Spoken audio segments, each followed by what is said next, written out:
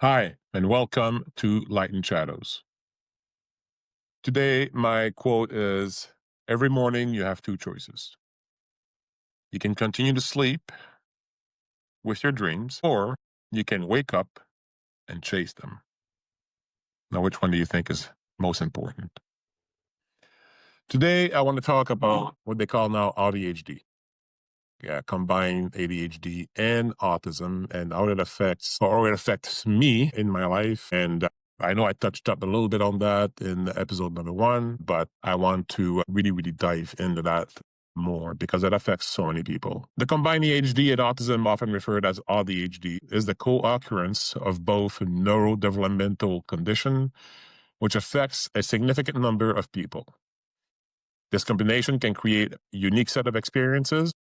Let me say that again, as some traits of the two conditions can seem contradictory. So best way I can explain that is I'm both introvert and extrovert. It's called ambivert. My extrovert side is the ADHD.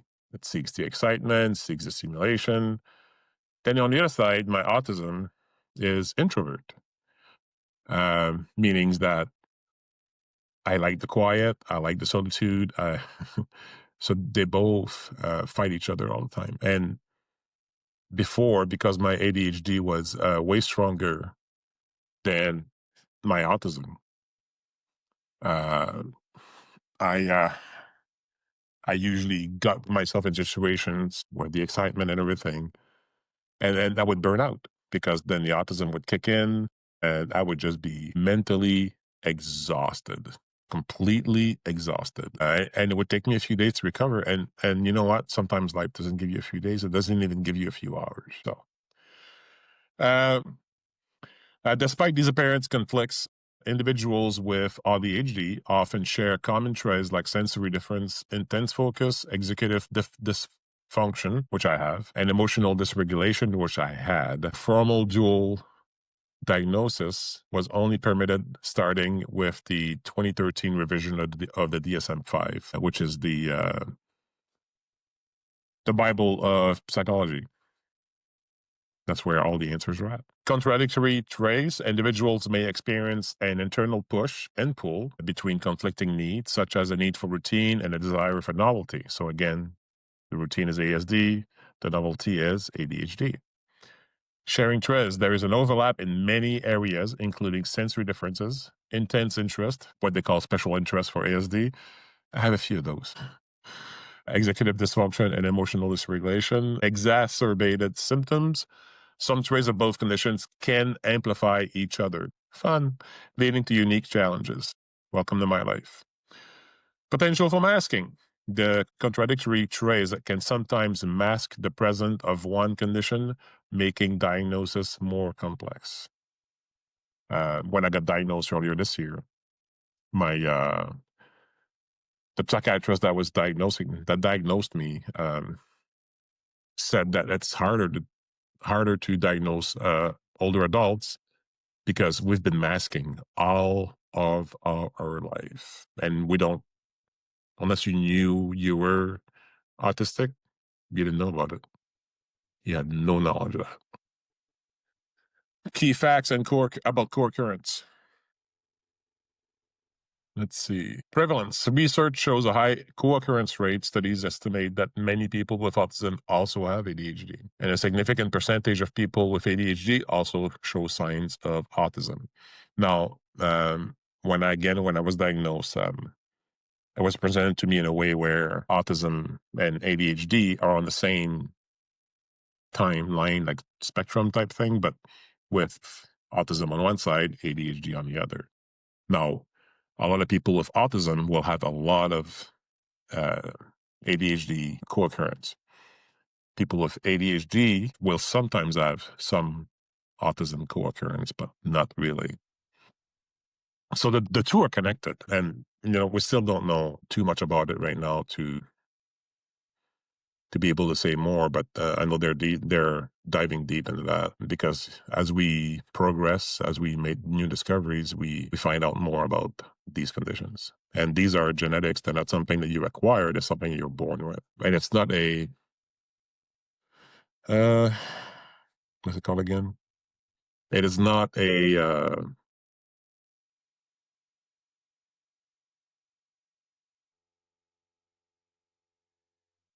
It's something that puts limitation on you, but it's also something that works better than neurodivergent. My brain can go 100 miles an hour. My brain is always active. And because I am an INTJ type personality, and I have a high introverted intuition, when I speak to people and they're giving me information, sometimes I don't process it like completely right away, but my brain is always working in the background. And if I'm given a problem and I don't have the answer to it right away, um, it can take 5 hours, could take a day or 2 days, a week, and all of a sudden, ding, the answer comes in my mind. That's the way my brain works. Uh, and the thing with ASD is that instead of your neuron firing and following a linear pattern, in ASD, the neurons all fire. So there's always something going on here. Uh, Managing ADHD. Since traits from both conditions can impact different areas of life, management may require a combination of approaches tailored to the individual. Medication for ADHD symptoms may also help. Some associated symptoms of autism combine pharmacological and psychological treatment have shown effectiveness. Strategies. Individuals may develop unique strategies to balance their needs, support their that considers both set of traits is crucial for effective intervention. In my case, when I did start Vivance, even though I did not know that I was um, autistic at the time, I find that it really, really helped in retrospect now with a lot of things, including some of my autism traits. Um, it also woke me up in a way where before Vivance, I walked my entire life. You know, when some brides get married and they have that veil there? Well, imagine a veil like that went over your brain, like all your senses. And you can go through life because you can see through it, but you can't see the details. And a lot of times the details is what is important. When you can't see that, you miss a lot of things and you become susceptible to your own self or others, manipulation, stuff like that. Which reminds me, about 6 months after starting taking Vyvanse, I remember my ex saying, well, you're taking too much and I don't like it and blah, blah, blah. It wasn't that she didn't like it, it's that I was becoming less susceptible to her narcissistic manipulation. When I say sometimes I get the ding, sometimes it can take up to 6 months. But when I get the ding, now I know. Okay, and let's just jump to shared and overlapping characteristics. Many traits are common to both conditions, though they may stem from different underlying reasons. Executive dysfunction, difficulties with planning, organizing, time management, and impulse control. That's prevalent in both ASD and ADHD. Social challenges. Both autistic and ADHD individuals can struggle with social interactions and communication. In ADHD, this might stem from impulsivity, for example, interrupting somebody when we're talking. And it's not because I wanted to interrupt, it's because I already finished the conversation in my head. Like you're talking, but I know exactly what you're going to say. So my brain just takes over and then wants to give you an answer. But in doing that, I put a big stick in the wheels, right? So the conversation comes to a halt, and then you think that I'm being rude, but I'm not. Now, since Vivance, that's improved to a great degree. And I'm happy about that. Or you'll talk to me and I'll know exactly what you told me, but there's a delay and my brain hasn't fully grasped everything yet. And then I'll say, what? And as soon as I say that, I'm like, ah, shit, I remember the conversation now. I know what to answer. Yeah. To say that this is frustrating is, yeah, putting it very, very mildly. Uh, Oh, yeah. Or inattentions, missing social cues. Ta-da. How many times have I had, I don't want to say proposal, a girl gives you a hand, and what over my head? No clue. Uh, Welcome to my life again. Um, while in autism, it's more related to the difficulties with the social, emotional reciprocity and understanding nonverbal communication. I don't know if you guys get that. Um, as an autistic person, I remember, especially when I was a teenager, even a young adult, um, there's a bit of a delay. In my case, that was like a 2 to 3 year delay. So when I was 18, I was thinking more socially, more like a 15-year-old, and it caught up eventually. But even as a young adult, the bar scene, all that is just too many people, too much sensory overload, and I just shut down. I get tired. It's kind of like torture by sound, by feelings, by touch, by a lot of things. It's all my senses that are heightened, and when you get sensory overload, you can't do anything. You're shut down. You're tired, and that affects people in a lot of ways. Like the vast majority of people with autism cannot hold a job because of that. It could be something as simple as fluorescent light. I can hear the electricity running through them. It's bothersome. And in my case, because I wasn't diagnosed until I was 57, I was forced to endure that. And I kind of got used to it, to the point where I forgot how tiring it was. And I was tired all the time, and I was wondering why. Well, I know now. Anyway, next, sensory differences. Both conditions can involve heightened or reduced sensitivity to sensory input, sound, texture, light, smell, which can lead to sensory overload. Intense interest, hyperfocus. Both groups may exhibit an intense focus on specific topics in autism. Oops, sorry. In autism, these special interests are often long lasting, while in ADHD, hyperfocus can involve intense but short lived hyperfixation on new interest. Now, yes, I can relate to that big time. Um, with ADHD, there's a lot of things like new technology, new things like this is so cool, and I want it, and that. And then when I got the 3D glasses, the Oculus, I really wanted it, and and for about 6 months I got on it, and after that I was like, done. Since being diagnosed with autism and having my psychiatrist say that, I really, really encourage you to unmask, which I work with my psychologist every month.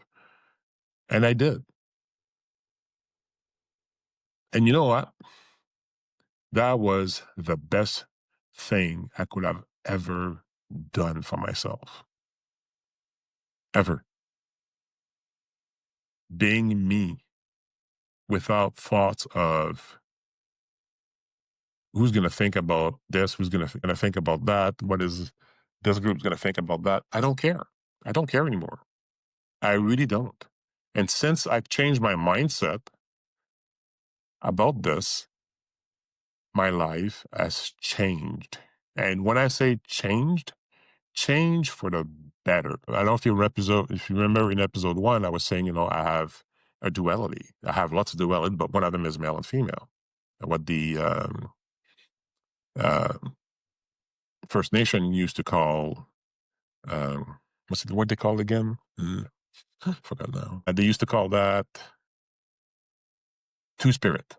Somebody was two spirited. And I don't know how to explain it any more than, like, outside, I'm male. I've always been male. I like women. I don't like guys. That's me. But inside, there's two of them.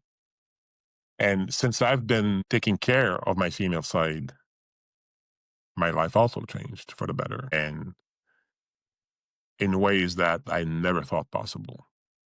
No, a lot of people aren't comfortable with that. I don't care. I really don't care. This is not about anybody but me when it comes to that. And this is what I encourage people who are newly diagnosed to do the same. Be yourself. Drop the frickin' mask. Be yourself. If people don't like it, tough. Now, I understand that in some situations, social situations, you have to put the mask on and behave a certain way. But you know what? When you do put the mask on, as soon as you're done with that part, take it off again.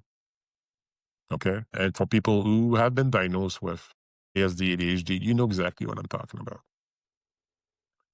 For those who don't, and you have somebody in your life that's like that, talk to them. Ask them how they feel about certain things. You might be surprised of the answer.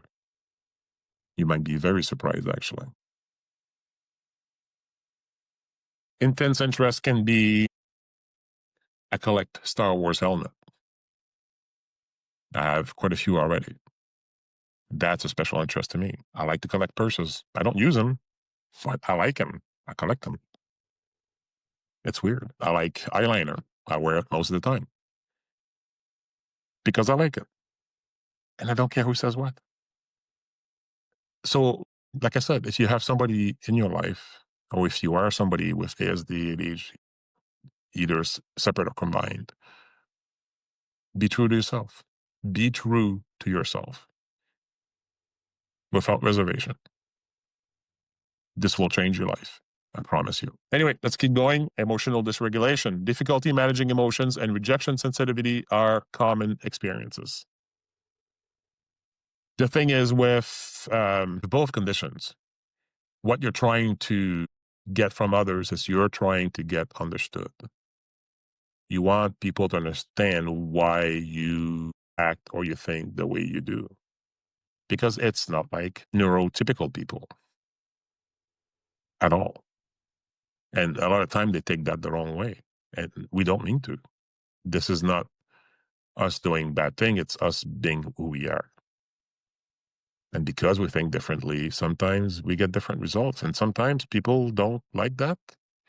Sometimes they do like that. It's hit and miss, really. But the emotional dysregulation is a real thing. Before Vyvanse, which I started taking when I was 55, I had my feelings bunched in 3 categories: bad, neutral, and good. That was it for my feelings. After Vyvanse, I started recognizing my feelings. At 55, imagine that.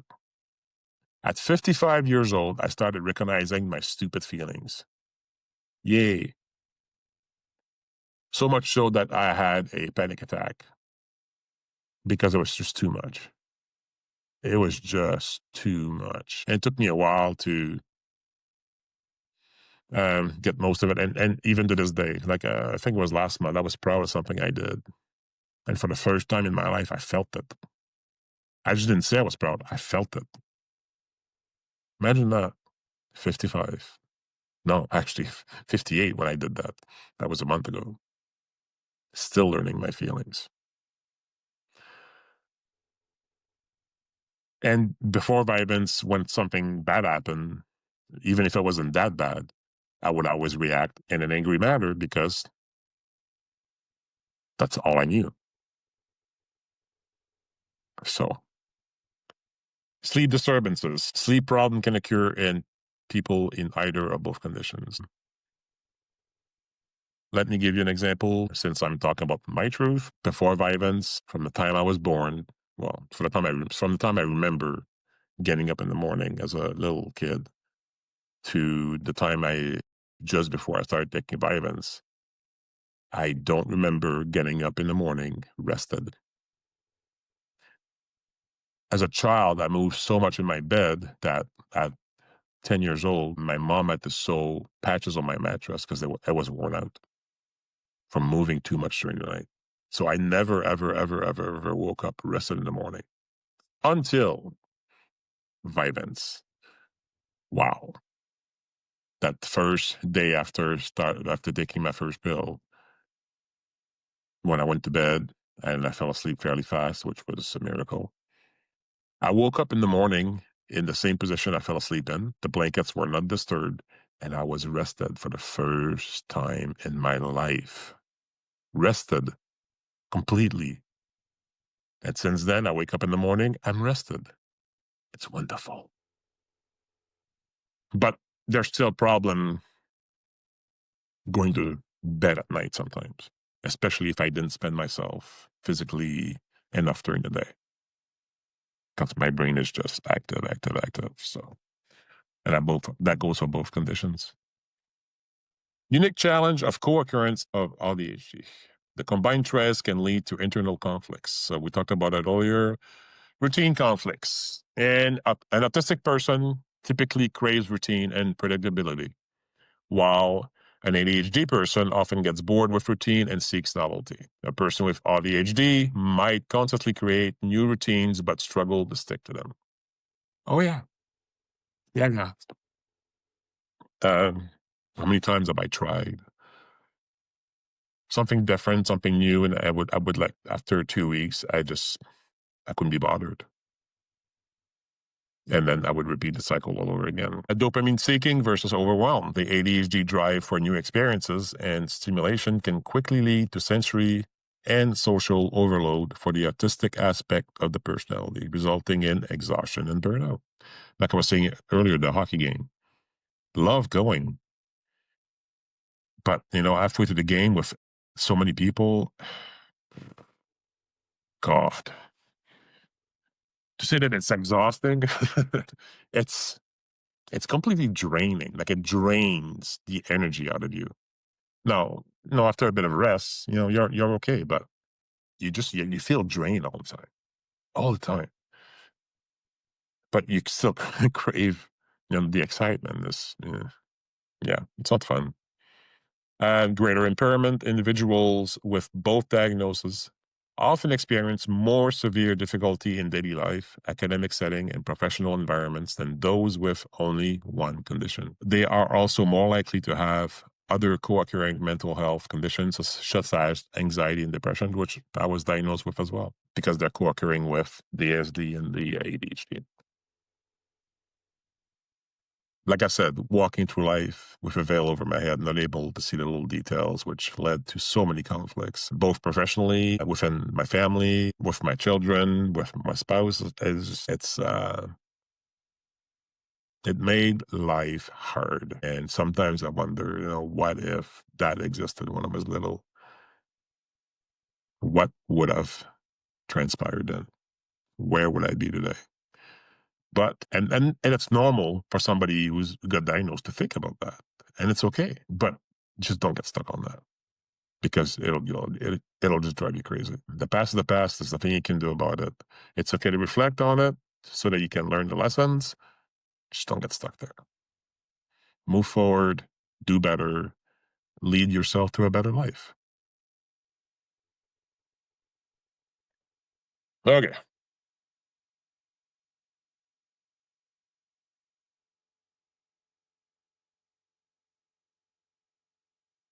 The adverse effects of combined ADHD and autism often involves more severe functional impairment and internal struggles such as heightened sensory challenge, emotional volatility, and internal conflict between the desire for routine and the need for novelty. Individuals with ADHD may experience greater difficulty with social interactions, communication, and adaptive skills, leading to more significant challenges compared to having either conditions alone. As stimulant medication, which is what I take, sometimes used for ADHD, can also present more adverse effect in this population, such as increased irritability and social withdrawal, cognitive and emotional challenge. Fortunately for me, I don't have these side effects, so it works well for me. But everybody reacts to medication in different ways.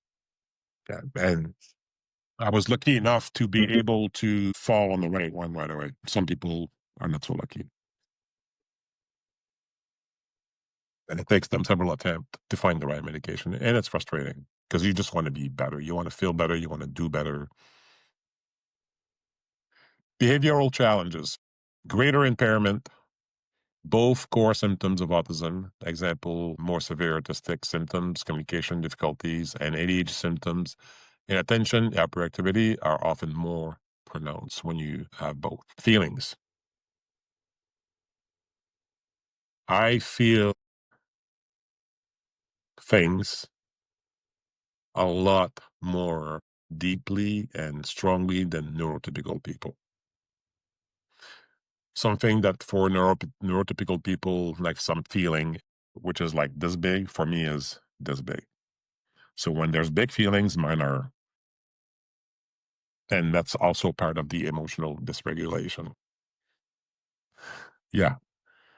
Repetitive behavior, stereotypic and repetitive behavior can be more common. And flapping, stimming, which picking, which a lot of the things that I have. And these did not change very much since I started taking the medication. And I think sometimes I think it might have heightened them a little bit more. But since I've been conscious of that more and more, I'm doing it less often now. Or I'm more conscious when I do it and I stop it. Because it's sometimes it just seems weird to other people. Like, why is this person just like, they have ants in their pants or whatever? Yeah, I do. Executive dysfunction, both disorder involve challenges with executive dysfunctions, and their combinations can lead to greater difficulties. So that's your ability to make decisions. And for me, for so many years, I was impaired. The only thing that saved me in all this for me was that I have a fairly high IQ and I'm very, very intelligent, hence the INTJ type personality. And I was able to maneuver my way through life using coping mechanism, masking, all that stuff. But sometimes people use bad coping mechanism like drinking, drugs, uh, all kinds of stuff. So if you do have somebody with ASD or ADHD in your life, keep an eye on them. See how they compensate. See what they do. To compensate for that impairment. Are they drinking too much? Are they doing too much drugs? Are they doing, I don't know. Uh, Keep an eye on it. That's part of sharing your light too, caring for somebody else. Um, Behavioral challenges, greater impairment, both core symptoms of autism, and more severe autistic symptoms, communication difficulties, and inattention. The hyperactivity is more pronounced. Repetitive behavior, I can talk about that. Maladaptive behavior like tantrums and aggressions may be more frequent. And why? Because we have a very hard time regulating our emotions. My coping mechanism for that now is I just withdraw. I don't engage. Um, my facial expression is often set to neutral, and I've been told, "No, are you mad or why? Why the face? That's my face. Don't like it." Medication effects. Stimulant medication may be less effective and cause more side effects, including irritability, social withdrawal, blah blah blah. Like I said, for me, it hasn't touched too much of that, so I'm lucky with that. Poor quality of life. The combination is associated with a lower quality of life and greater overall functional impairment. And let me tell you, that is true. If I was neurotypical, 80% of what happened to me in my life would not have happened. Sleep disturbance, we talked about that. Learning difficulties. Now, there's a good one. As an autistic person, I love learning. I learn all the time. Like all the time. If I'm having a conversation with someone and there's something that I don't know or don't understand, I'm on my phone, I look it up right away because I have a need to know. But if you put me in a classroom setting with all kinds of distraction, my ADHD side takes over. And although I understand what's been talked about, and I probably understand better than most, because of the distractions, I miss bits and pieces, which doesn't give me a complete picture. And because of that, then I struggle. So when I was a teenager in high school, I was doing advanced trig and I loved it because I understood. But because I was so distracted a lot of time through no fault of my own, like it's just anything could distract me, I was missing a crucial 2, 3 seconds of the teacher explaining the formula. And I remember this one time I was in grade 12 and I asked the teacher to, no, to repeat. And oh man, I got stumped on so hard by that teacher. But at the time, nobody knew about that. This was in the early 80s. So yes, learning difficulties is a real thing. And asking somebody with ADHD, especially to say to you need to concentrate more, you need to try harder. Trying harder will lead to the opposite results. And not only I learned that, I experienced it, I lived through it. The harder you try, the worse it gets.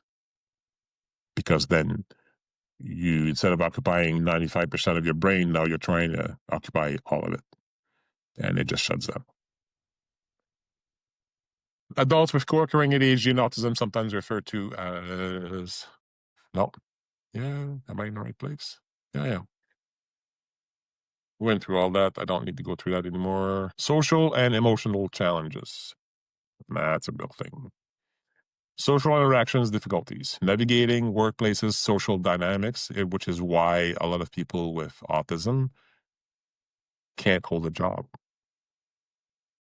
because they don't understand the social aspect and they'll either invade somebody's space or there's all kinds of things. And then they get in trouble. And when somebody with ASD tries their hardest, and it's just disheartening. Like it's so disheartening. Like, it's happened to me a few times, I know. When all you want to do is good and you end up, being shit on because socially what you did is not acceptable. You learn. And that's when you start masking. And the more you mask, the more tired you get. And the more tired you get, the less you can produce. Anyway, that's another aspect of it. So yes, people with, especially people with ASD, it's a chronic unemployment rate that gets stupid crazy. I think it's 85%.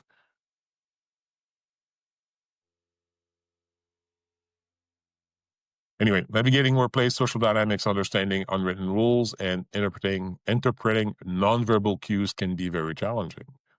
This can lead to misunderstandings, strained relationships with colleagues and supervisors, and social isolation. So when you're in a work setting with a lot of people, many times people who are autistic will tend to work on their own because we work best that way.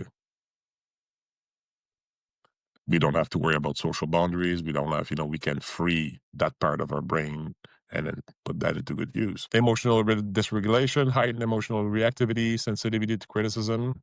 And that's true. I've learned to take criticism because I was in the military for 20 years. They don't give you a choice. So I got used to that. Like there's a lot of things that I got used to that I wouldn't do now because I had to do them. I had to do them. I didn't have a choice. I didn't like it, but I didn't have a choice. Difficulty managing frustrations, irritability, and anxiety are common, which can lead to conflicts and a negative impact on performance and well-being in relationships, everything. Communication problems may include interrupting others, being too blunt, talking too much, or not listening. You're listening, but because there's something else going in your head, you're losing that side, and yeah. And when somebody that's neurotypical talks to you and it's boring for you, you zone out. You don't because you want to, your brain doesn't give you a choice. It just doesn't. And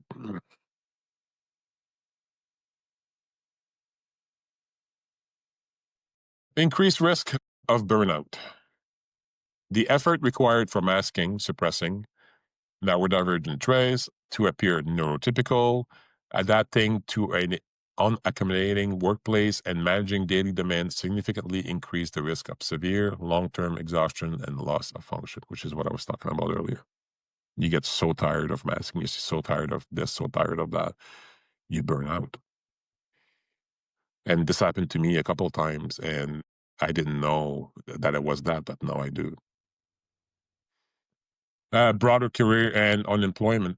Oh, sorry. Broader career and employment outcome. High rate of unemployment or underemployment. Adult with combined diagnosis have significantly lower employment rates, and those who are employed are often overqualified for their roles.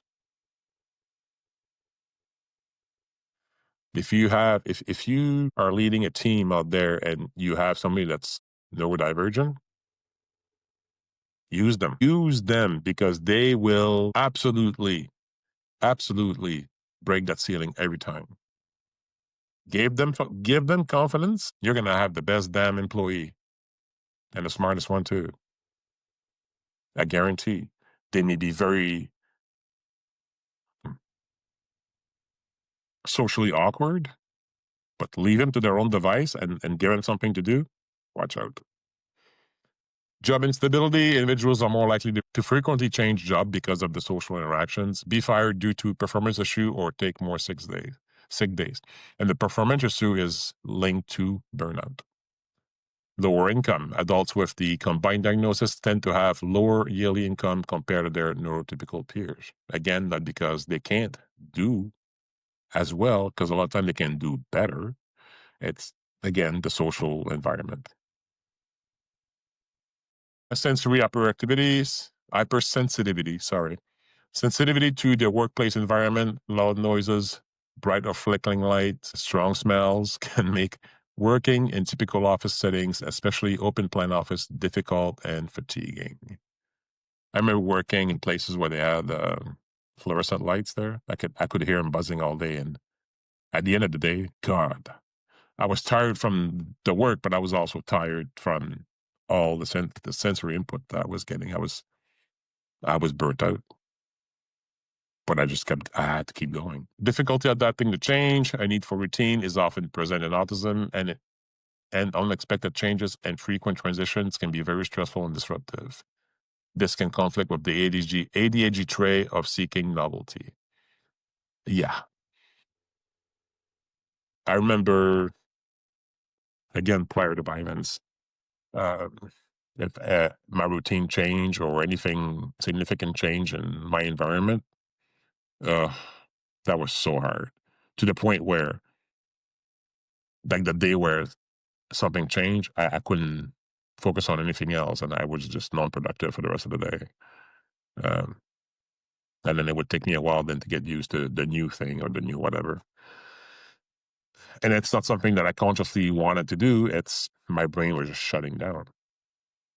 You know, when you're sitting on the couch and you're screaming at yourself, you know, get up and do something and you can't. Yeah, that's fucking hard. Because you know you can do better, but your brain won't fucking let you.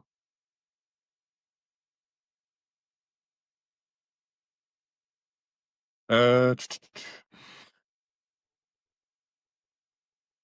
we talked about that. We talked about that. Increased burnout and mental health issues. The effort required to constantly mask, hide, or suppress autistic and ADHD traits to fit into neurotypical workplace is mentally, physically, and emotionally draining. Just like I said, it's draining. It's crazy. This often results in chronic exhaustion, loss of function, increased anxiety, depression, and stress-related illness, which in turn leads to higher absenteeism and poor performance. Difficulty accessing support. Camouflaging can lead to a delayed or missed diagnosis, and even with the diagnosis, individuals may not receive appropriate accommodations because their struggles are not outwardly visible. Again, we're talking about an invisible condition. If I break my leg, they see it, they fix it. If I have ADHD, it takes 55 years. Difficulty accessing support, again, let's see. And one thing I want to mention here in Nova Scotia, there's little to no support for adults with autism. I do invite the premier of our province to look at that. There is a need for support for autistic people. There's a reason why autistic people are 9 times more likely to commit suicide than the general population. It's because of everything I said there. When you live a life where you're always exhausted, where you're always afraid of it's mentally, emotionally, physically. Yeah.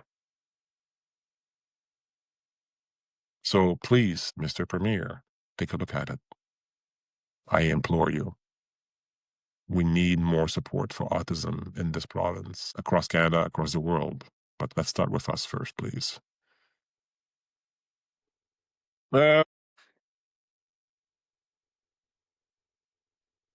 we went through all this. Okay. So that's it for the autism part of and the ADHD part of my little thing there. Next, I want to talk, my light and shadows. So since my last podcast, which was 2 weeks ago, last week I drove to Quebec City to help a friend and to get to know that friend and to help around. And anyway, so I took the weekend for myself. I went on a road trip and that was wonderful. I love driving and driving and driving, music blaring, just mindless. Just go. To me, even though at the end of the day I'm exhausted from driving, it's kind of magical for me. I just love it. I love being on the road and just driving because there's nothing else around me. Like I can, even though the music is blaring, and even though I have sensitivity issues with loud noise, music is different. And the funny thing for me is I don't listen to the word. It's the words. It's all about the beat, the frequencies, the resonance. Something it does something for me. Does something for my soul. Uh, let's see. Last time I asked all the light workers, the earth angels, the star seed, whatever you call yourself, to activate and to spread the love. And oh my God, it's quite a few of you who done just that. And I saw it every day. But I saw it from one of my friends the most, Tracy. Thank you so much. Thank you so much for being who you are, for being somebody who spreads your light, for somebody who's not afraid to let her light shine. You are such a fantastic person, and I love you so much. You're such a good friend. Thank you so much. Keep doing what you're doing. Then a friend of mine who struggles a little bit right now, Sean, take care of that heart of yours, man.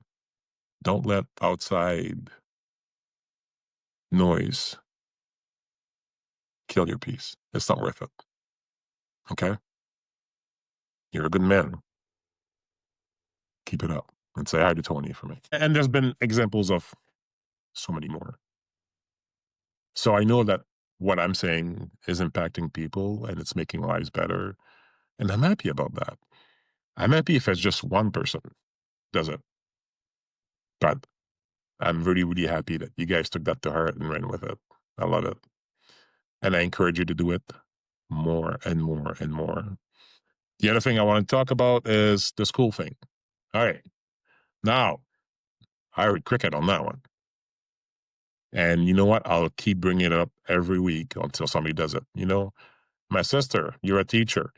Even if you don't want to do it, I'm sure you have younger teacher that you could approach with it who would be very happy to take off with that idea. It's a feather in their cap.